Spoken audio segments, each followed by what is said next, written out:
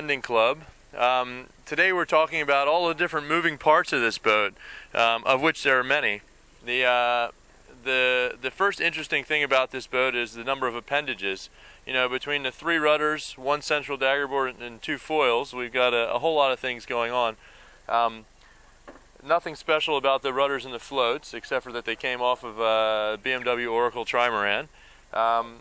The central rudder is cool because it kicks up and it has an air shock in it to make it come up out of the water as soon as you hit something, which is great. That way, you know, running into debris in the water doesn't mean the end of your rudder, which is great.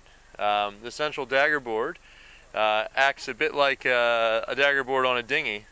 They, you know, upwind you have it all the way down, and then as soon as you start reaching, you pull it up a little, but you always need to keep some of it down in order to make the boat track straight and you know, bite into the wind.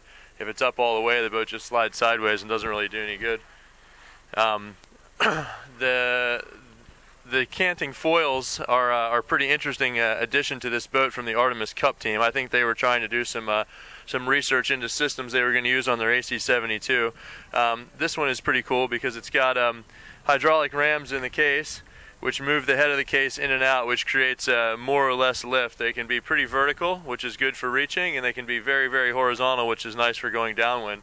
Plus, you can vary the amount of board you actually have in the water, which is a more of a gross tune adjustment to just provide more power or less. The last interesting thing, I think people have been talking about this a little bit in the last couple of days, is the canting mast. You know, most multi-hulls have a mast which can rotate on its ball, which presents the leading edge of the mast to the wind and everything. This one actually has canting rams to cant the rig from one side to the next, which gives you a huge amount more power because you get the rig vertical and all the driving force of the sails pushes you forward instead of sideways down into the water. You know, that's a massive amount of work that we've just finished putting them in. You know, we have 7 feet of throw in the ram, which creates 9 degrees of cant from side to side, so a total of 18 degrees. We're expecting to get about 3 knots upwind out of that. So, you know, these multi-hulls, they look pretty simple, and for the most part they are, but they have a lot of adjustability and a lot of ways to shift gears, which is a fairly important thing. You know, you can sail around at 80% all day, and then if you get everything right, the boat just lights up, and you're a couple knots faster, and you're that much closer to the record.